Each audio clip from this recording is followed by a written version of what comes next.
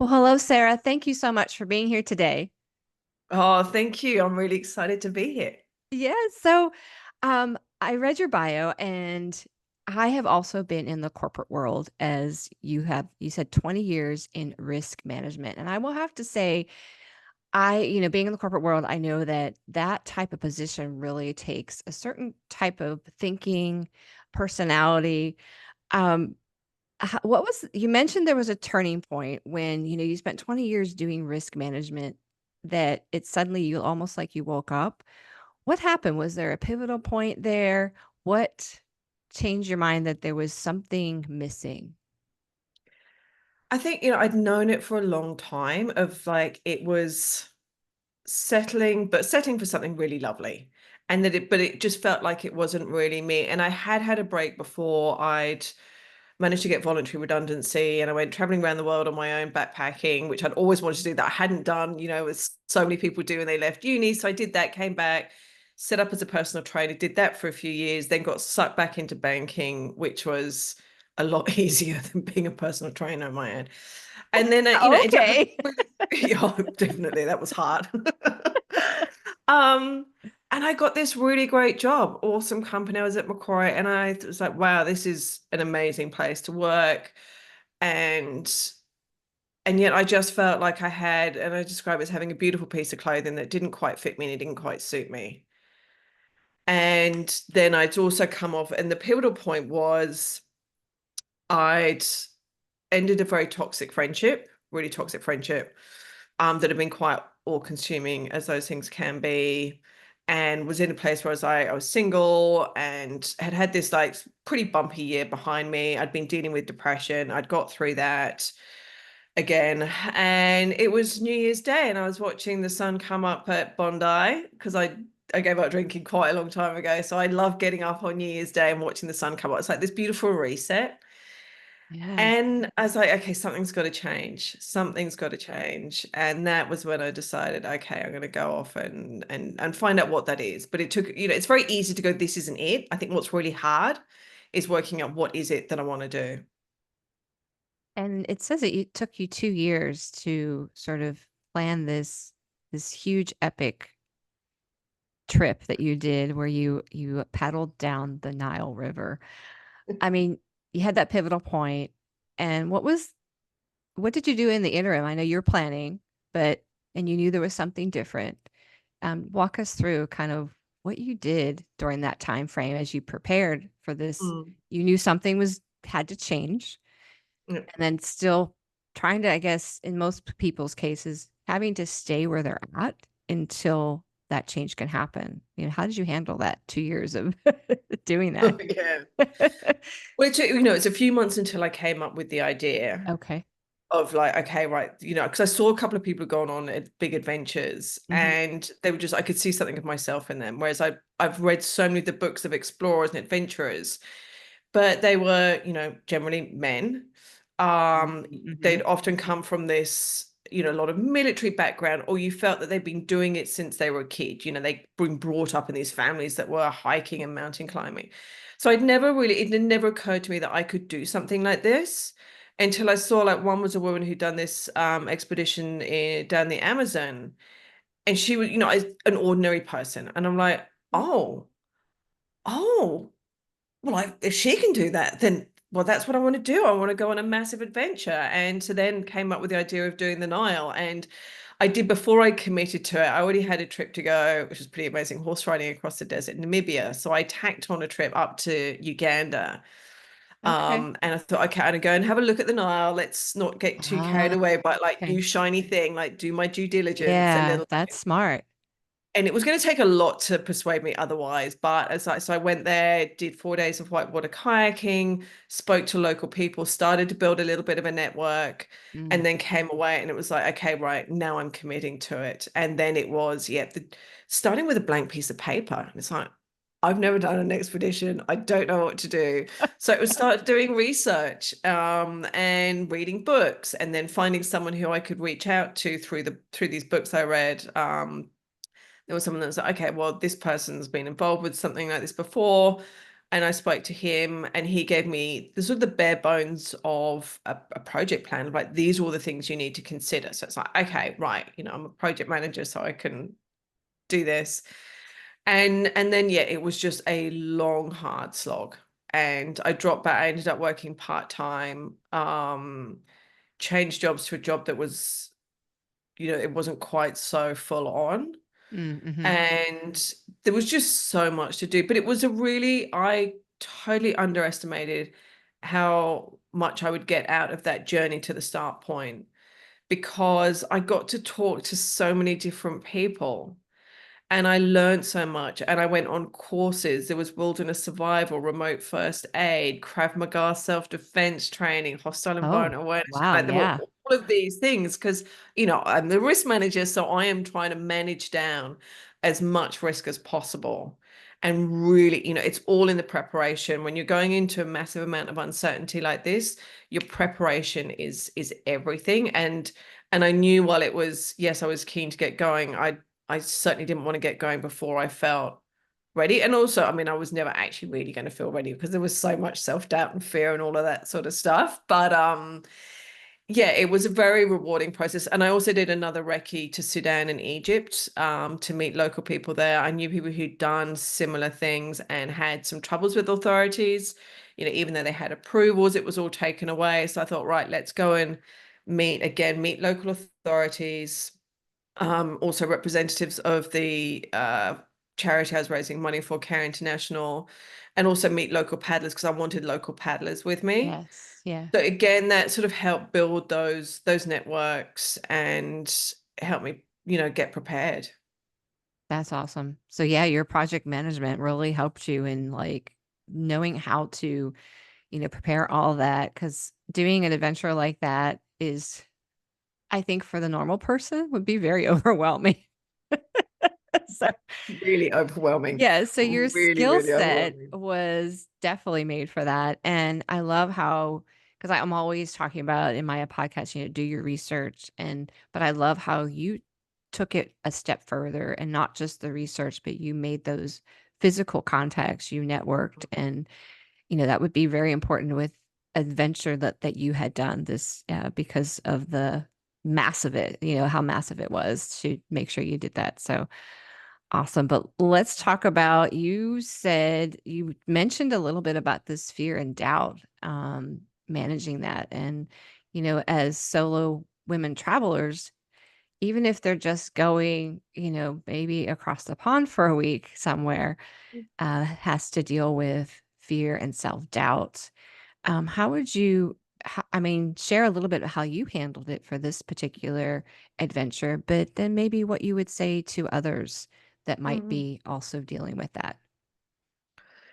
It's really hard because as soon as you're doing something you've never done before and you're going to places you haven't been to, it's scary. You're getting out of your comfort zone. And I think, step one is accepting that, and not, we can be quick to sort of judge ourselves or go, oh, it's uncomfortable. Oh, no, I shouldn't do it. Maybe, or talk ourselves out of it. Mm-hmm. A client the other day shared, she said, oh, I come up with these really big ideas.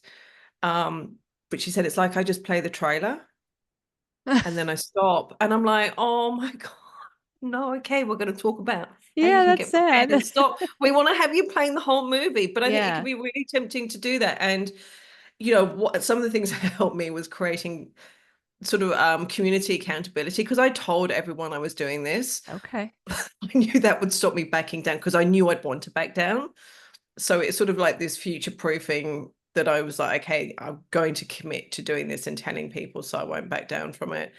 I would sometimes shifting the focus, if I looked at the whole thing, that's really big and overwhelming. Mm-hmm. And a lot of it's like, where do I need to bring my focus point to for it to not feel too overwhelming?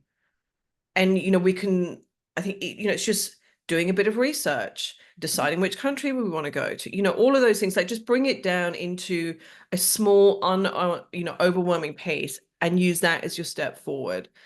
And then I would look at, going back to sort of some of the stuff I did, looking back at some of the things I'd done, reflecting on, okay, but I've done this and I've done this, I can adapt to this, or I can learn, I've got the people around me to help me.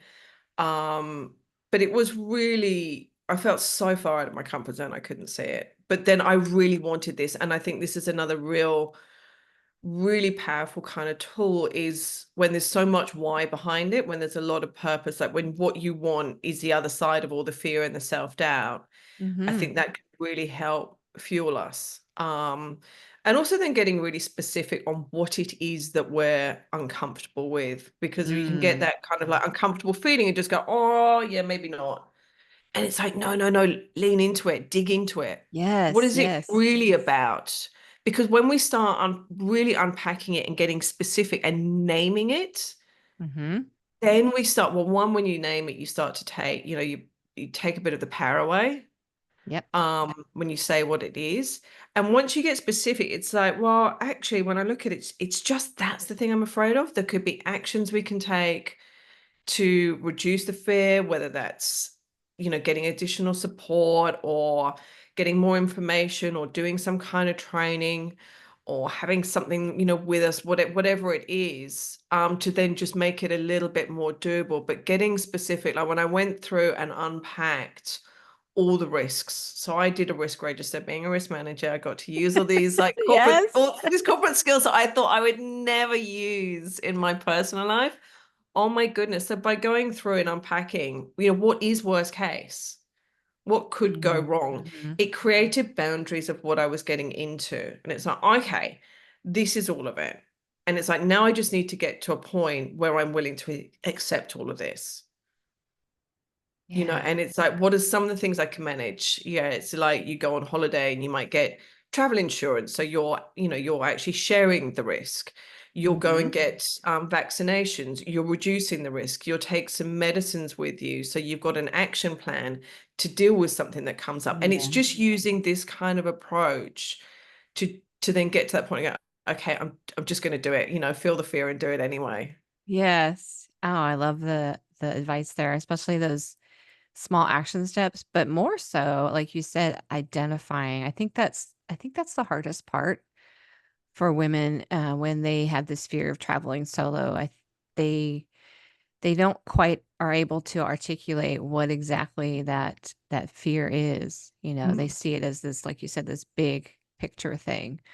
So I loved how you really encourage us to sit with it and really find out, yeah, what is it? Because then, like you said, you gave advice like, what can you do to mitigate that then? Like, what are some steps you can take, right? And there are always solutions. Absolutely. Yeah, always solutions. Yeah. Yes. Well, on the other side of that scary adventure that you did paddling the Nile, first of all, how long did it take you, by the way? So I was there for about 6 months, but that wasn't on the go all the time Okay. because it was all self-organized. Even when I got to Uganda, which is where I based myself at the start, I didn't have the team because it needed to be because it was going to be white water. Yeah. I needed to be in a raft. I'm not a white water paddler. And it was really hard to find people who, one could do it, had the skills, because I wanted to make sure I was the weakest link in that raft. I wanted to make sure I had like pros around me Mm-hmm. who could be sort of flexible with time. And it was Yeah. just sort of too hard. So actually, when I arrived in Uganda, I had someone who was potentially interested, one of the rafting guides there, Ugandan guides. But I just wasn't making any headway in Australia. So yeah, got there and literally within a couple of weeks got going and was able to then we got the team together. So I engaged three Okay. guys Yeah. to join me. We went to Rwanda. It was literally the day before we started that I was able to get the permissions. It was a Oh very different gosh. when you're doing things over Yeah. in Africa. Being Yeah. the project manager, I'm so used to having, everything's all signed off and it's all, Right. ready Before to you go even in start. advance Yeah. before, yeah. Yeah. Whereas this, it was literally, what is it, the Rumi quote, we walk and the way will appear, sort of I know that's not quite how the quote Yeah. goes, but effectively that's what it's saying. And that's the way things were there. It's just like just keep moving forward. And it's like, okay, we'll just go to Rwanda and just hope that we get okay, we've got the permissions and we got going. So yeah, it was done in sections and I had to miss South Sudan for security reasons. So I did have Mm-hmm. someone giving me security advice and Good. intel Good. briefings every day because I just didn't have access to that information and it was just going to be too high risk to go through there. But Yeah. Yeah, so there was 1100 k's of rafting and 3000 of kayaking. And it was extraordinary. I mean, there were absolutely terrifying moments, but it made me come alive, and it was what I was looking for. It Yes. really was what I was looking for. And yeah, you just realize, there's just, you get into such a swing of problem solving and realize that everything's figure outable. Yes. Yes, Everything's absolutely. figure outable, That's true. you know. So on the other side of that, you came back, you just mentioned in that last comment, like, this is what you were looking for, like this almost like it set you free. So okay, you come back from that. Now what, right? You've become this new person, so to speak. And we all do, I think, after we've done a transformative trip like that, that we come back. But then I think part of it is how do we transfer that new experience or that transformation that we had into our daily life. Did you find that hard coming back after that to reassimilate into sort of a daily life, so to speak, or what happened after that for you? Well, I mean, it was a nice gradual sort of reintroduction in a way, because I went to the UK. So I live in Sydney, Australia. My family's in the UK. So I went and spent some time with my mother. Um, and that was really lovely, and saw friends there. So I had 5 weeks there. Then I came back to Australia for a month, and then I actually went back to Uganda for a month to write the book, because I just wanted to Okay. do almost like vomit on a page, and I had all my diaries. I'd been diarying every day and writing blogs, and I just thought I just want to go there uninterrupted and write that. And then came back, and I was actually really ready for some routine, and I really wanted to be earning some money. So I went back into corporate to do some contracts. But it is when you've gone on something like that, you've had those experiences which your friends haven't, and it does create a little bit of a sort of a gulf between you in some ways. Like there's just that experience that you've had that others haven't, and you can end up feeling a little bit like a tribe of one in some sort of situations. Yeah. um it's not that you don't have anything in common with friends, of course you do, and you still see them and it's great, but there's that, yeah, there's something that's slightly shifted. Yeah. Yes. I feel that too because I mean I travel a lot, but I have friends that don't, so they don't quite Yeah. understand you know, how it's just the whole process of it, I guess, even from the Mm. planning all the way to coming back and trying to reintegrate basically back into a Yeah. routine and stuff. So, yes, I appreciate you saying that. You've been on some other adventures, and I'm just curious to know, like, how do you decide after that epic, paddle down the Nile? What was your deciding factor of where to go next and what to do next for you? Well, I really wanted to do something quite soon after. So I wanted to, really have adventuring as part of what I do. While it tends to be, it's something that costs money. So it's like, I don't know quite how I make money out of this, but I do want to be taken seriously as an adventurer. And I really wanted to do something in Australia. Okay. So before I'd, even come back to Australia, it's like, yeah, okay, I'm gonna do a solo descent of the Murray River, which is Australia's longest river. It's not super long, but it was decent. It was 2,500 Ks, and do that completely solo. And it was amazing because having done the Nile, like this just felt almost, in comfort zone. I actually had to almost prod myself to go, Sarah, come on, lift your game. There's still risks with this. Like, let's spend some time, doing the risk Research. assessments and Yeah. everything Hmm. and research. But I did that 9 months after I came back. So I did that in December and finished that just before COVID hit. So I finished that Mm. February 2020. So I timed it Yeah. That's good. perfectly. Yeah, it was like, thank goodness I did that and didn't wait for it. This is what I say, is like, don't wait, because you just don't know. Yes, I It may agree. not feel like it's the perfect time, but if you can do it, just do it, because we really Exactly. don't know what's around the corner. And It's true. and then and then managed to actually cycle across Australia with a friend of mine. So actually cycling across Australia was something I came up with within the first few weeks of the Nile trip, because I was like, this is Okay. awesome. What could I do? And I came up with that sort of plan. And I was chatting to a friend over breakfast and said, "Oh, I'm thinking about cycling across Australia." And she's like, "Oh, really?" Long story short, she ended up joining me, and we did that in 2021. Okay. And then I went to Kyrgyzstan for a couple of weeks. That was really more just because it was my 50th. So I wanted to have my Something. 50th away. Yeah, And it's I same. amazing. It's like, no, I don't want to party with candles and balloons and all of that stuff. I wanted adventure. Yes. And then at the beginning of this year, I did a month up in Oman and went bikepacking through Oman on my own, which was beautiful, amazing. So coming up with ideas, that's not a problem. Not a problem. Okay. And No, you seem no, like a no, very no. you want to be out in nature, you want to have Yeah. and like an athletic adventure. Yeah. Have you always been kind of fit like that you could handle these kind of adventures physically? I've always like I did loads of sports as a kid. Like Yeah. mum got me trying or encouraged me, I wasn't forced to, but encouraged me to try different sports. So there was horse riding and then there was all the school sports and windsurfing and I tried tons.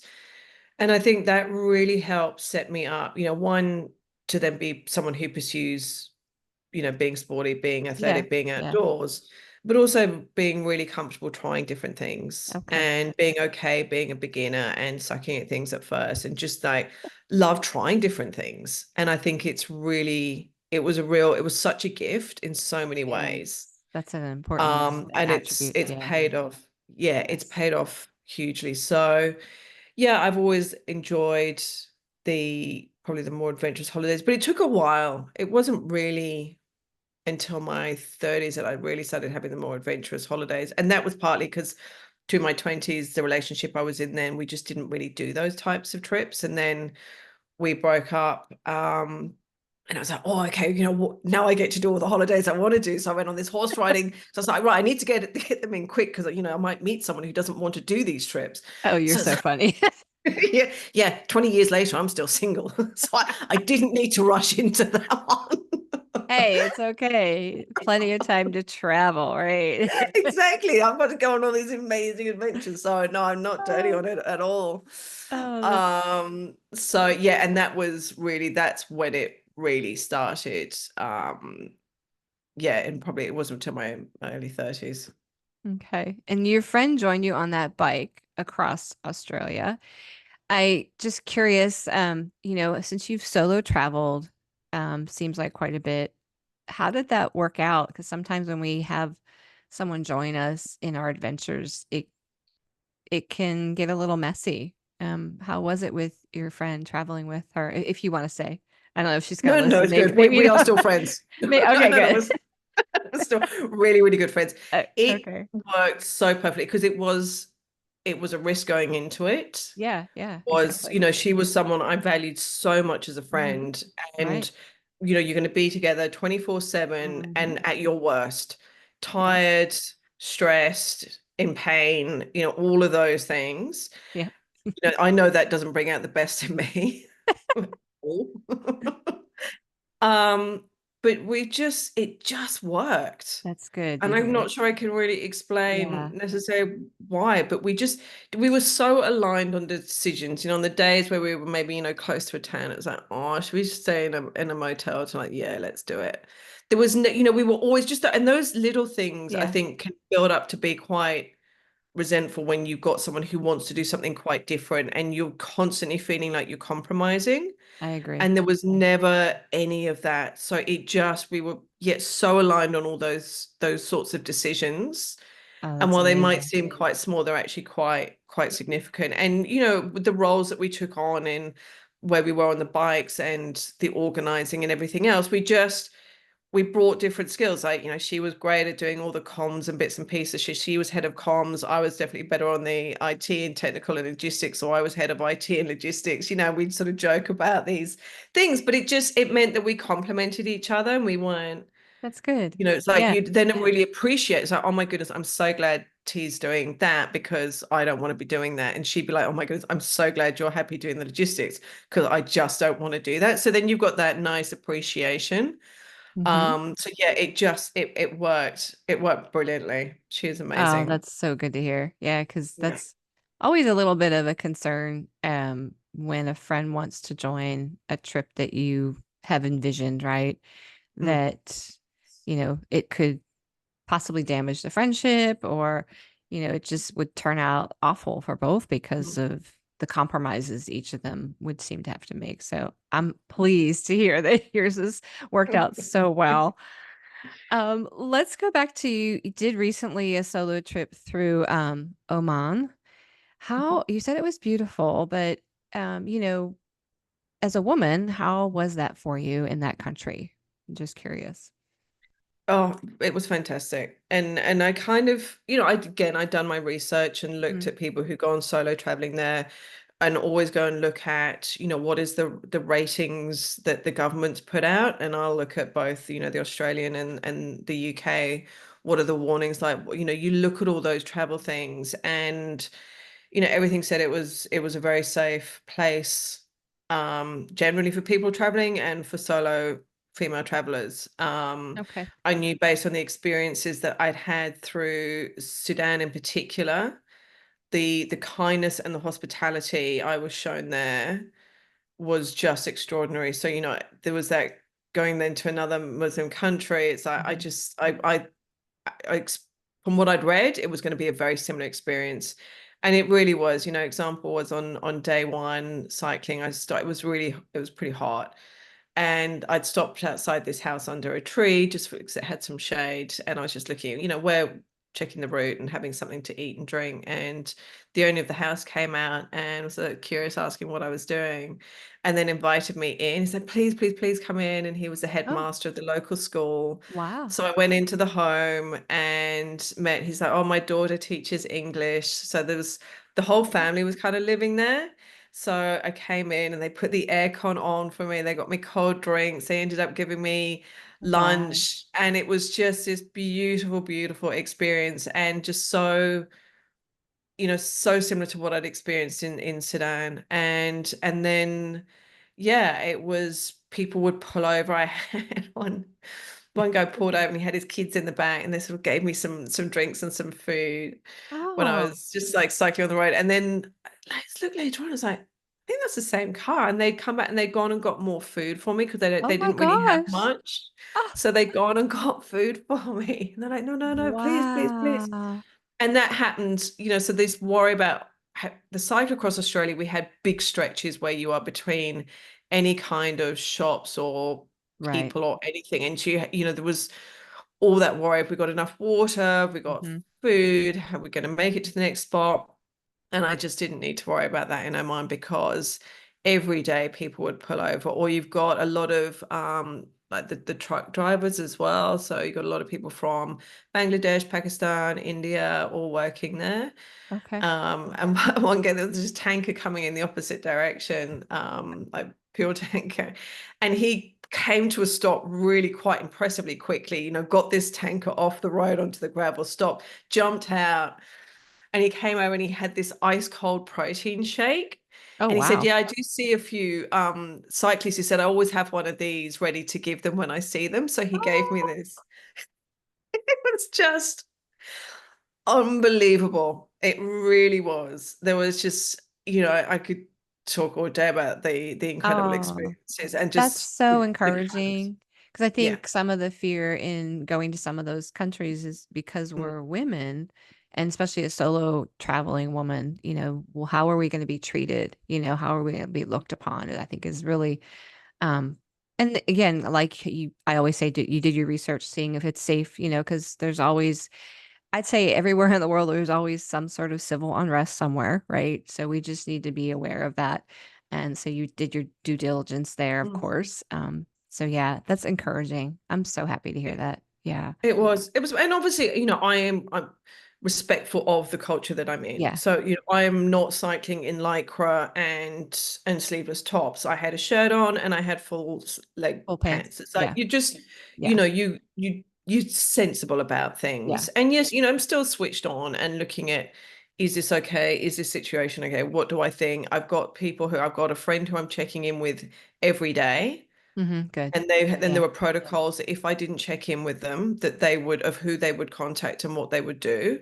So there was, there's still that, yes, you've got to be smart about things anywhere in the world. But a lot of the time, and certainly on the Nile trip and in Oman, sometimes I felt being a solo female traveler can be an advantage because people will want to look after you because you're not seen as any kind of threat, Hmm. and people will be quite protective. And that was the experience I had on the Nile trip, where people were very kind of protective and very welcoming into homes and things because there isn't that feeling that you could be a Yeah. threat as Yeah. a woman.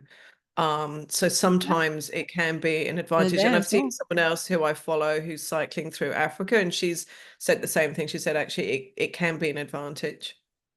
Oh, that's amazing. And you mentioned in just that last statement, and it kind of ties into my next question. You said that you had protocols in place where if you didn't check in with your friend every day, that she knew what to do.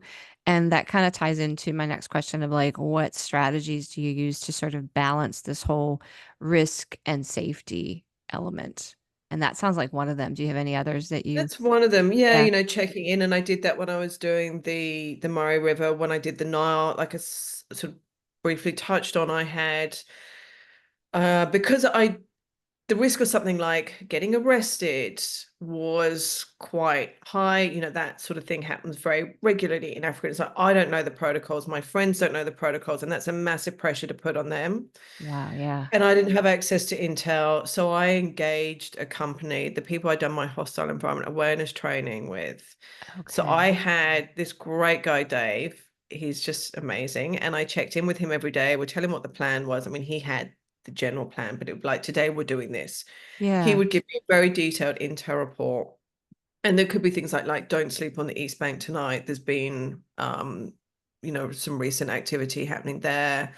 And then he was there to deal with any crisis that came up. So we did actually end up getting arrested in Burundi. It's a long story, but it was simple. It meant that as Oh, soon as it was happening, I just sent him a message like, basically, tell, Dave, things are going south. tell me, because like that ties into that whole risk and safety, balancing that. Yeah. I mean, so you had a So we plan in got, place. yeah, we had a plan. We Yeah. got effectively tricked across the border. We come down, we were in Rwanda. There was no plan to go to Burundi.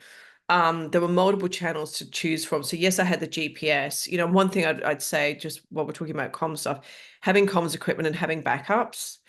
If you're going somewhere and it's going to be remote, hire a Hmm. sat phone or take a GPS that you can message, that's a satellite GPS that you can Yes. message on, Yeah. and have a backup because your comms equipment is so important. Hmm. So having that, so I had phone, I had GPS, and I had a satellite phone. Um, so yeah, we were asking for directions, and these guys showed us the way. And what we didn't Um, realize is we were on the edge of this lake, and they led us across the unmarked border. And they said, "We'll call our friends, and they'll come and show you the way to go." Their friends were the Burundian army. So the next thing oh we know is my this tin God. boat comes across the lake, submachine gun on the front of it, three Oh, guys clutching their oh my AK-47s. I'm gosh. like, okay. And they asked for all our documents. We had no documentation to be in Burundi. I had all the stuff that we needed for Rwanda and letters from the government and everything. And they're like, right, row across the lake. We want to take you for more questioning. But there's nothing, it's not like in, say, Western countries where it's very clear, okay, you were Yeah. being arrested or you're taken for questioning. It's nothing, it's very sort of loosey, like you don't know what the hell's going on. Yes. Oh my gosh. How You just don't know, scary. like, this isn't good. So I just sent a message to Dave, just quickly saying this is what's happening because I knew that he would see like Yeah. my Where you because he were was too. able he was the only person able to track me, Yeah. that Yeah. he'd see me going off course. Yeah. So then we got questioned, and then the police took over. The police wanted to make something of it, Oh so my they're like, right, we're God. taking you further into Burundi for more questioning, and it was just Oh, so we, oh, we're going to load up all our stuff on the back of this flatbed truck, which had a couple of benches on the back of it. We're told to get on there, and there's police on each corner with their AK-47s, and we start careering through oh the my Burundian gosh. countryside. But, at no point was like one, there was nothing that the way the police had been towards us that felt particularly threatening or aggressive or anything. We were obviously being very calm and very Yeah. understanding, Cooperative. and going along with everything that they Yeah. were saying. And I knew that there was Dave. Mm. And when Oh we were gosh, yeah. stopped at one point at this village on the way to the police station, and I said, "Look, can we go and get changed? It's getting dark. We're in damp clothes." Which was true, but my ulterior motive was I knew that I would get put in a room on my own and I could get another message out to Dave to let Yeah, him know yeah. what was happening. Mm-hmm. Because at that point they'd already no, they hadn't taken our phones at that point, but they had taken, I think our passports had gone by then and cameras. Mm. So yeah, they were obviously a little bit, so I just had to be very careful not to get caught with, Yeah. yeah, making calls or sending messages. So then Okay. we were questioned some more. Oh my gosh. And again, it was still quite funny. Then they asked for our phones, so I was like quickly deleting all the messages from Dave while I was going to lock the phone so they wouldn't be able to have access Hmm. to it. Those kind of messages could look quite suspicious. So I was like, and Yeah. he'd always keep your devices clean of our messages. Yeah. Um, and I came out of the questioning. We were told we were being taken to a hotel for the night, so effectively under house arrest. And I use the term hotel quite loosely. But it came out, this guy came up, and it turned out he was the chief prosecutor of the area. And I was like, okay. And he said, "Oh, I hear you're single, and you don't have children." And I'm like, "Yeah." He said, "That's shameful." Oh, Shameful. Okay. okay. Whatever. It's like, Is that why? oh my. Yeah. Oh I gosh. was like tired and cranky Yeah. and hungry, and Hungry. it Yeah. was like I just want to slap you right now, but instead I'll just smile and say yes, yes, that is the situation. Yeah. And so then there was talks going on in the background, and a couple of days later we were released, Oh my and gosh. it was all fine. But yes, it was quite an experience, and it just to me it was like, yeah, having those risk plans in place. And now In that, place. Yeah. those were some extent, some pretty full on plans in place, Yeah. but that reflected the risk profile that I was dealing with. And the Hmm. likelihood, when you look at, well, what's the impact of these things happening and what is the likelihood of that happening? The likelihood was high of that in Africa. It's just the way things are there. And the impact would vary, Right. but it was still potentially significant. If I hadn't had the support of Dave, it could have been a lot more serious. We could have been transferred to a jail, and things would have been very, very different. And that really could have gone sort of quite south. So this is what understanding what the risks are and having plans in place and having contacts in country. I think if you're going to a country you don't know, trying to Hmm. work out what that is. And it can be really simple. You might, you know, almost like finding a fixer. So there could be a travel guide, a local one, Yeah. and just Yeah. have someone like that to show you around the city for a few days. And Yeah. then you've got someone who you can contact if there's a problem, or getting really friendly, at the hotel that you're staying with. And if you're staying with them at the end, just saying, "Oh, could I call you if there's a problem?" Like generally, certainly in Oman, like people are really open to helping. When I went to get my bike checked over after, I'd put it back together from traveling, going to the shop and getting it put back together, it wasn't, could I have done it on my own? Yes. But for me, it was about creating more networks. So it's like by Mm. going there, paying some money, they put the bike together, check it over. One, great, I know the bike's okay. But two, they're then saying, if you have any problems, just call us. I That's was like, awesome. great. So are you Yeah. just ending up collecting phone numbers Collect. of Yeah. people, of contacts? So I knew before I even left Muscat, from the hotel, like the people there were super helpful, and I'd left some stuff there. The bike shop, I instantly had some contacts. So it's like, great. Now I feel more confident that I've got someone to call if I have a major problem. That's so awesome. I agree with that because I know when I travel, I'm single. I'm Yep. constantly you have check-in points. I check in with my kids every night. Like, here's where I'm at. Here's where I'm, and this is where I'm going tomorrow or whatever. Um, but having someone actually in the country is amazing advice.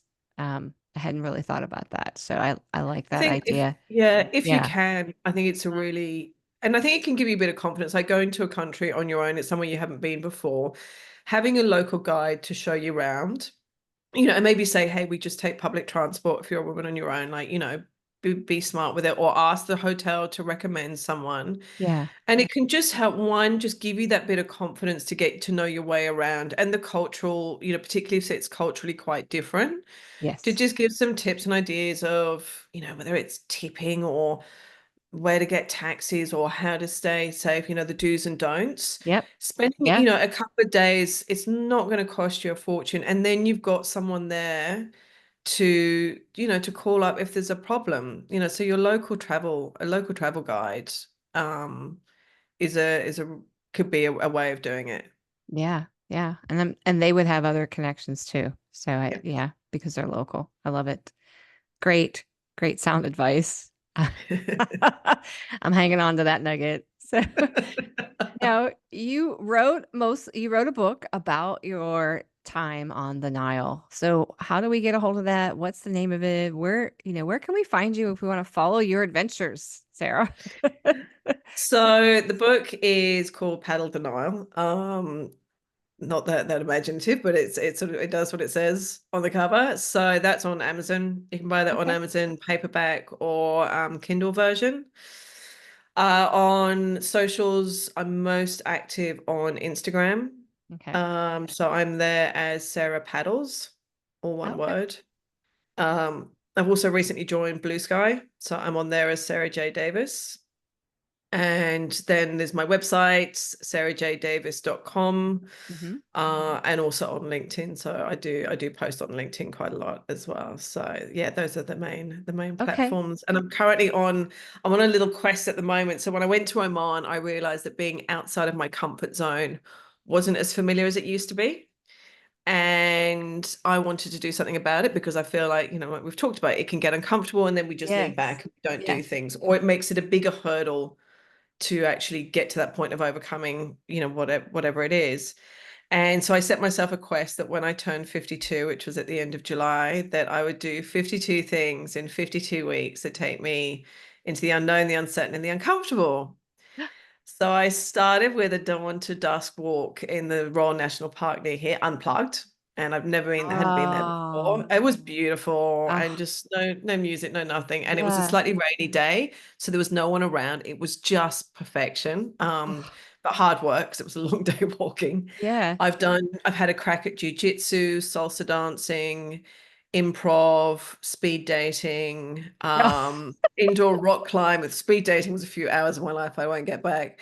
Um, yeah, indoor rock climbing. I got my motorbike license. I've Oh, just done all wow. these I things. love this.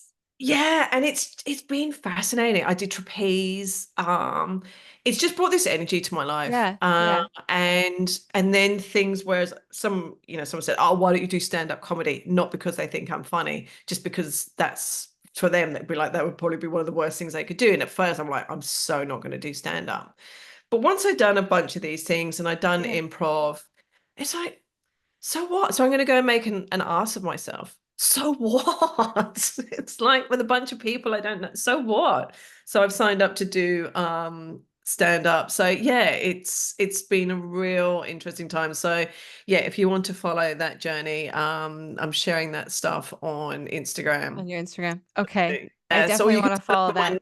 Yeah. because I Or did head to something my similar website. with my Oh 55th yeah. birthday. I created a 55 things, but for me, it was like you said, I wanted to bring more adventure back into my life and like just try to force myself to get out there. And some of it was get out of my comfort zone. Some of it was just plan adventures, like, Hmm. some simple things like go strawberry picking or go, Yeah. or go roller skating, which I hadn't done since I was in junior high, right? Brilliant. Like so Yeah. things like that, just adding more adventure. And so I love the idea. So I will definitely follow. I love it. All right. So you're kind of, I didn't quite get to all my 55 though, I'll have to tell you.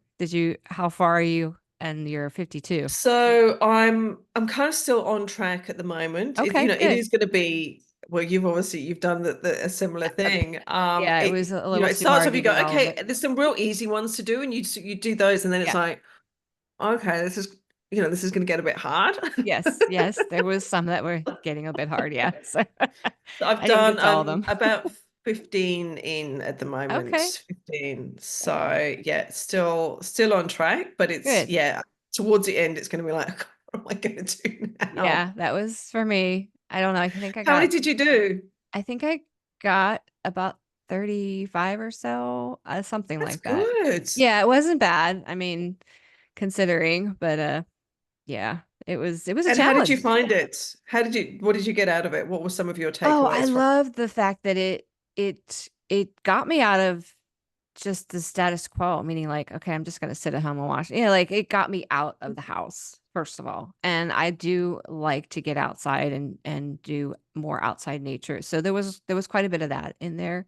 it? And then just trying new things, karaoke was on there. I'd never karaokeed in my life. I mean, here I am in my 50s. I never had karaoke. People are like, really? You never? I'm like, nope. And I made a fool of myself, even though I have sung on stage in productions. It's totally different to do karaoke. It was just bizarre. I didn't like it. Oh, but that's brilliant that you did it. And like Yeah, you I say, did it. it's so easy to sit on the couch Yes, and and that's I should relax and I should do yeah. this and I haven't got time to do this stuff. When you give yourself a mission and a quest like that, Yep. it's amazing the time that you can find.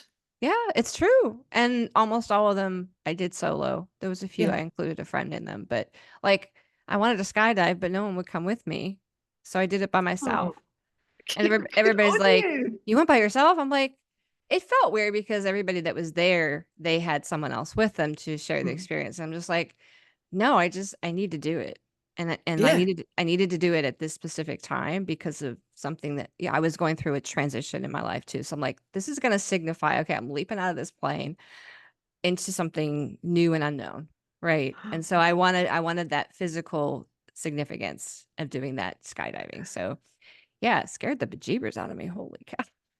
Have Oh you done my it? Have you skydived? You're God. pretty adventurous. Yeah. Oh, it's on the list. It's on the list. That's fantastic. I Yeah. love that you did that. Yeah. So I'm anxious. I'll That definitely be is following you on brilliant. that. So awesome. That's so cool. Well, I loved how you brought in, the whole risk factors, preparing, researching, all the great advice you gave, and, still keeping in mind, with that all in mind and going to these epic places, I'll call them, keeping safety in mind too, even though there were a lot of risk factors. And I love how you have it planned and you strategize. And I love that advice. So thank you. And I will make sure we include all the social media links so people can follow you. I'm definitely following on that 52, 52 adventures this year. I'm excited for you and wouldn't even mind having you back because I think you are working on another book at the moment. Yes. So Yes, that would be yes. awesome. Yep. Yep. There's lots in the horizon. Yes. Well, good. Well, Sarah, it's been amazing. It's been exciting to have you. I thank you so much for your time today. Oh, thank you. I've loved the conversation. Same here.